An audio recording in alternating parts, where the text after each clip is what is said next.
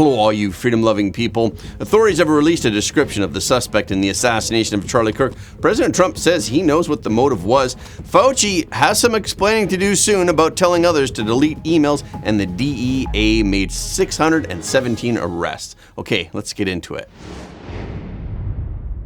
Authorities are still searching for the perpetrator who assassinated Charlie Kirk at Utah Valley University yesterday. This was to be his opening event of his America Comeback tour. Last night, President Trump shared a video and vowed to find those who are responsible for the killing and hold them accountable. President Trump called Kirk a martyr for truth and freedom and suggested that radical progressive ideology was in part responsible for the conservative activist's death. Tonight, I ask all Americans to commit themselves to the American values for which Charlie Kirk lived and died, the values of free speech, citizenship, the rule of law, and the patriotic devotion and love of God. Charlie was the best of America, and the monster who attacked him was attacking our whole country. While the perpetrator remains at large, Mayor David Young of Orem, Utah, urged people to report anything suspicious. Yesterday, 2 people of interest were questioned over the incident and later cleared. Later, the university and authorities said that the shooter, who wore dark clothing, fired from a campus building roughly 200 yards from Kirk. Authorities said the shooter appeared to be college-age and blended in well at the college. Authorities also said that the suspect then jumped off the building and fled into a neighborhood. 2 images of him were released today. The images show a slim male wearing sunglasses, a black long-sleeve t-shirt with what appears to be a graphic of an American flag. He also wore blue jeans and a baseball cap.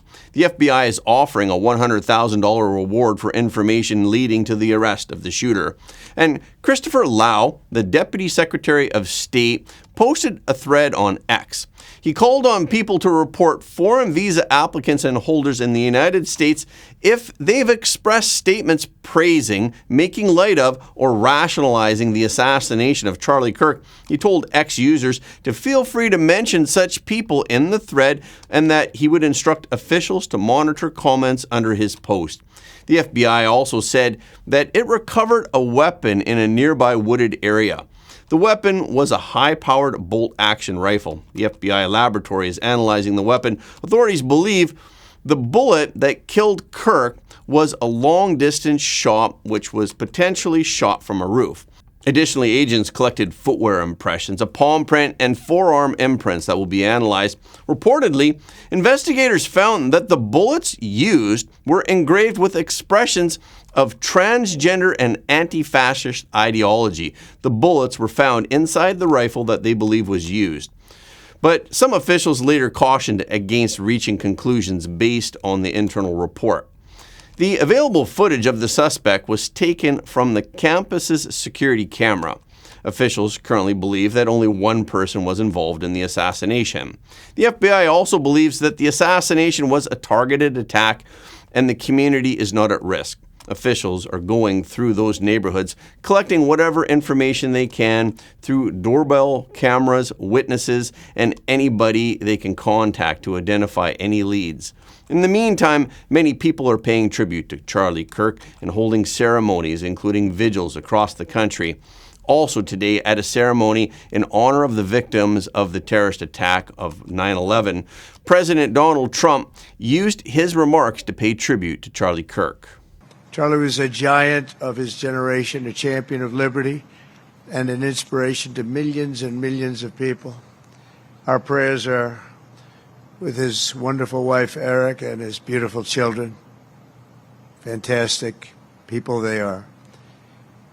We miss him greatly, yet I have no doubt that Charlie's voice and the courage he put into the hearts of countless people, especially young people, will live on. I'm pleased to announce that I will soon be awarding Charlie Kirk posthumously the Presidential Medal of Freedom. The date of the ceremony will be announced, and I can only guarantee you one thing, that we will have a very big crowd, very, very big. The Presidential Medal of Freedom is the highest civilian honor in the United States. President Trump later traveled to New York City to attend a New York Yankees baseball game, which began with a pregame memorial to the victims of the 9/11 terror attacks. Before President Trump departed the White House for the game, he said that he has an indication of the motive behind the assassination, but it will be announced later. And VP Vance posted a remembrance of Charlie Kirk on X, and he plans to escort Charlie Kirk's casket along with his wife, Erica, and some of their family members and close friends on Air Force 2 from Utah to Arizona. Meanwhile, Congress is considering granting its members more armed personal protection after Kirk's assassination. House Speaker Mike Johnson said that the shooting has prompted calls from members of Congress who also frequently speak to the public and outdoor audiences for greater security to be provided by the government. Speaker Johnson said, "We're in a deliberate review process right now to determine what measures are appropriate, how much we can allocate for that." After learning of a potential bomb threat at 1 p.m. today, law enforcement officers rushed to the headquarters of the Democratic National Committee. Later, a DNC spokesperson said in a statement to news outlets that the threat was determined to not be credible by the U.S. Capitol Police. And during live coverage yesterday, Matthew Dowd, an analyst at MSNBC, suggested that Charlie Kirk had it coming. And today he was fired for the comments that he made about Charlie Kirk. MSNBC President Rebecca Cutler criticized Dowd's remarks and apologized for his statement.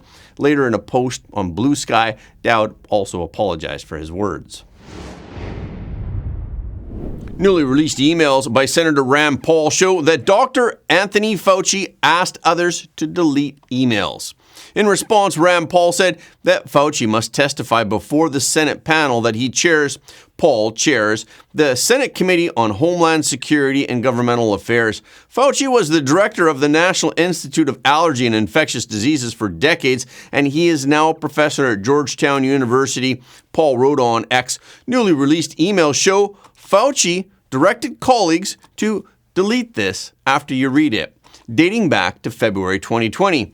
He denied it under oath. These documents are now public, and Fauci will finally testify before Chairman Rand Paul.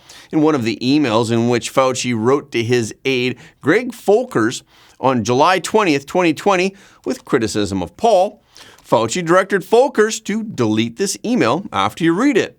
In another email dated February 2nd, 2020, Fauci wrote to then National Institutes of Health Director Dr. Francis Collins, and he referenced a message from British scientist Jeremy Farrar. Fauci wrote, "Please delete this email after you read it." The reply from Fauci to Collins came after Jeremy Farrar raised concerns about rising interest in the question of the origin of this virus. Farrar stressed that it was critical that responsible, respectable scientists and agencies get ahead of the science and the narrative and not react to reports which could be very dangerous. A day prior to the email, Farrar and Fauci had taken part in a phone call regarding COVID-19.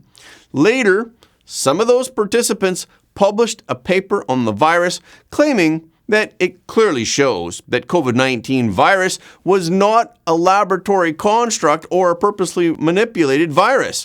Then Fauci promoted the paper from the White House podium, arguing that it showed that the COVID-19 process is totally consistent with a jump of a species from an animal to a human. And later Fauci said that he did not remember its authors, who in private messages said that the virus appeared engineered. Later in 2023, a Republican-led House committee said that it uncovered new email evidence that suggested Fauci prompted the drafting of a proximal origin publication. This draft was meant to disprove the COVID-19 lab leak theory.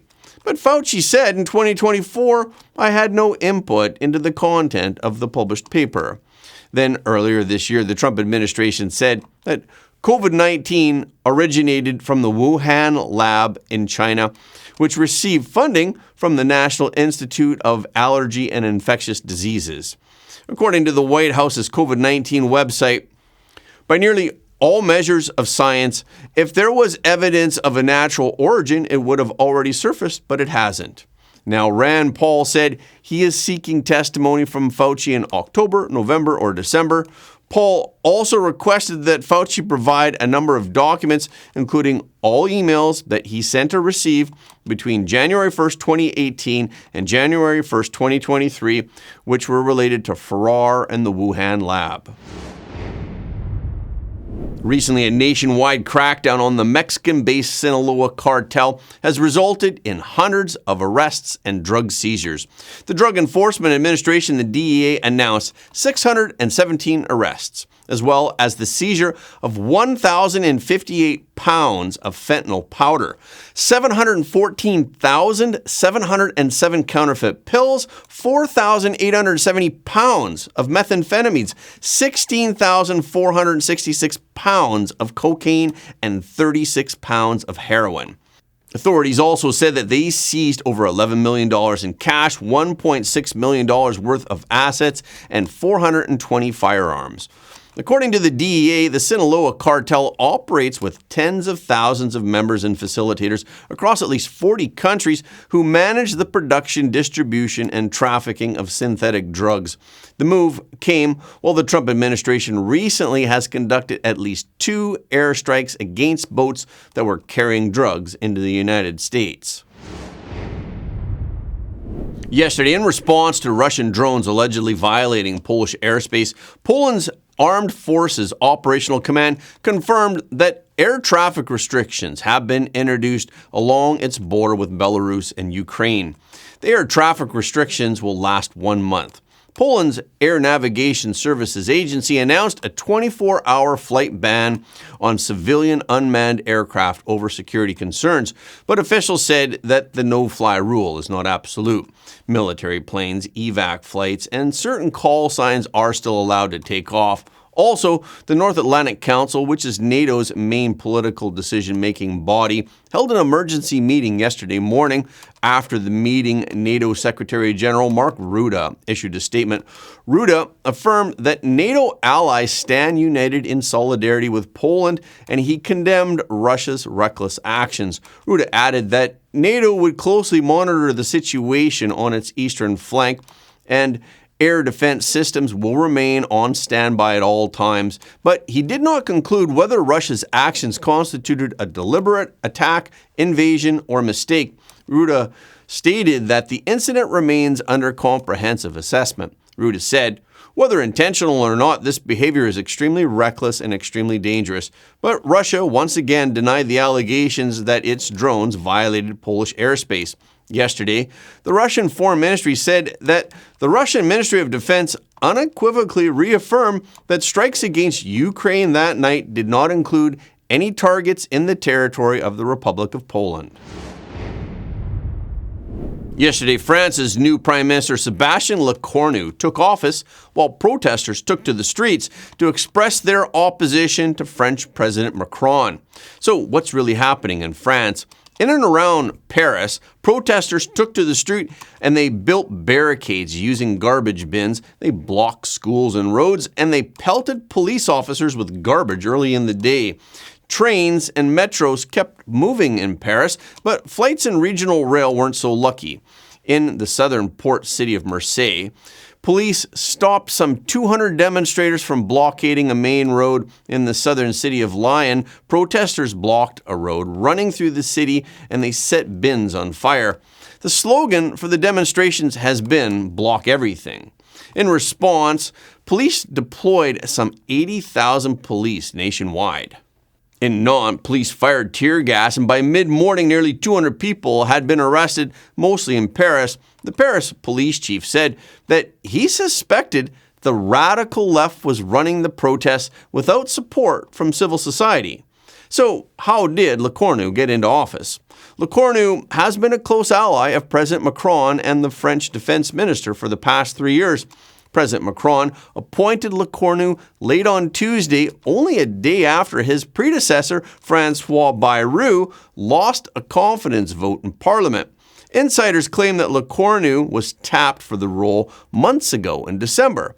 Now, Le Cornu is the 7th prime minister since 2017, and he is the 3rd in only 1 year. And the first challenge for him will be to give France a budget for 2026 without suffering the same fate as Bayrou, who lasted just 9 months. But the hard left party in France has already announced a no-confidence vote against Le Cornu in Parliament. Recently, we reported that Xi Jinping and Putin raised the issue of whether humans can live to 150 years old through medical technology. Xi believes that with the advancement of science, particularly medical technology, humanity can achieve the dream of a 150-year lifespan by the end of this century. However, scientists believe the matter is not so straightforward. The latest research in the scientific community does not support Xi Jinping's hypothesis. Science Alert reports that a research team analyzed population data from 23 high-income countries with low mortality rates during the 20th century. By combining historical records with 6 different predictive models, they focused on examining trends in life expectancy among individuals born between 1939 and the year 2000. It turns out, as healthcare coverage in affluent nations has reached saturation, the potential for further extending life expectancy is quite limited. Their research findings were published in the Proceedings of the National Academy of Sciences. Between the year 1900 and 1938, the average lifespan of each generation increased by approximately 5.5 months. Researchers indicated that this was primarily attributed to a sharp decline in infant and child mortality rates, as well as improved public health and healthcare systems. However, for individuals born between 1939 and the year 2000, the increase in lifespan amounted to only 2.5 to 3.5 months. This indicates that despite rapid advances in medical technology, human lifespan has not increased proportionally. Researchers emphasize that in developed countries, the average human lifespan has generally plateaued around 80 years. Most individuals born in 1980 will not live to 100 years, making it difficult to envision human lifespans suddenly extending to 150 years by the end of this century. The leaders of the Chinese Communist Party believe that as people age, replacing their aging organs with young ones can restore their youth. Putin appears to agree with this theory. In an interview with Russia's official news agency TASS, he stated, "Modern rehabilitation methods, medical treatments, and even surgical techniques involving organ replacement offer humanity hope for a longer lifespan than we currently enjoy." Setting aside the ethical and moral issues that may be involved here, let's examine whether this is actually the case. Consider the following example. Gao Zhenshang, the former Vice Minister of Culture of the CCP, who was also the former party secretary of the China Federation of Literary and Art Associations, passed away on December 9th, 2022. He was 89 years old. His close friend, Zhu Yongxin, a standing committee member of the Chinese People's Political Consultative Conference, wrote in a memoir piece that due to illness, Gao had undergone numerous organ transplants. Gao himself joked that many parts of his body were no longer his. Evidently, those youthful organs did not bring him the vitality and vigor that he had hoped for. However, there have indeed been individuals of extraordinary longevity in human history. Among the 4 ancient civilizations of humanity, Chinese civilization is the only one with a complete historical record. Over 3,000 years ago, there lived a man of extraordinary longevity in China named Peng Zhu. He lived for more than 800 years. Do not dismiss the accounts of him as unreliable simply because he was an ancient figure from long ago. References to Peng Zhu have been cited by numerous Chinese scholars. The great philosopher Confucius held Peng Zhu in high esteem. Another renowned figure known for longevity was Zhang Senfeng, the founder of Tai Chi. Born in the year 1247 and passing away in 1464, he lived to be 218 years old. This record is documented in the official historical texts of the Ming Dynasty. Sun Simiao, a celebrated physician of the Tang Dynasty, lived to be 140 years old. The medical texts that he authored remain revered classics in both traditional Chinese medicine and Korean medicine to this day. Japan also has records of longevity. The ancient Japanese text Imperial Library documents the longevity history of the commoner family of Man Pei. 3 generations of this family lived exceptionally long lives. Man Pei lived to the age of 242, his wife lived to 221, and his son, Man Jai, lived to 196, and Man Jai's wife lived to 193. Man Jai's son, Man Zhou, lived to 151, and Man Zhou's wife lived to 138. There were also long-lived individuals in the West. Thomas Parr of England was born around 1482 or 1483. Legend has it that he lived to be 152 years old, though some accounts claim he reached 207. So how did these people achieve such longevity?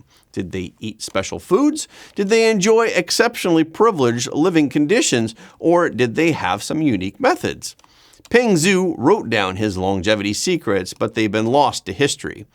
Most of China's centenarians are practitioners of cultivation. Cultivation is a concept unique to the East.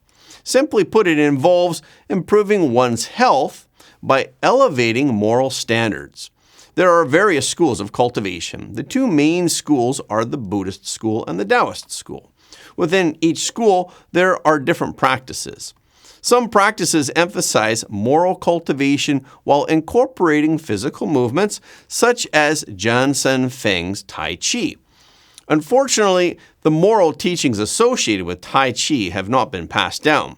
Yet, even the movements of Tai Chi alone are now recognized for their remarkable effects.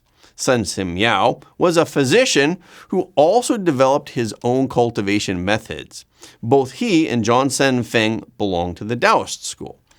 The longevity secrets of Japan's Man Pei family involves burning dried mugwort on specific points on the feet. This practice was transmitted to the Japanese by the Tang Dynasty monk Zhen Zhen. It is also a traditional Chinese method of health preservation. Traditional Chinese wellness practices are numerous, and we can dedicate some time to exploring them in more detail in the future.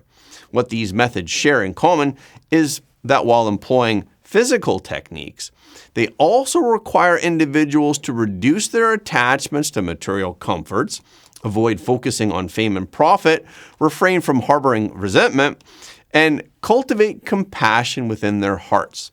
The life of Thomas Parr, Britain's longest-lived man, aligns with Eastern principles of health preservation. His diet was remarkably simple. Fermented cheese and various forms of milk, coarse hard bread, and a small amount of drink, usually yogurt whey.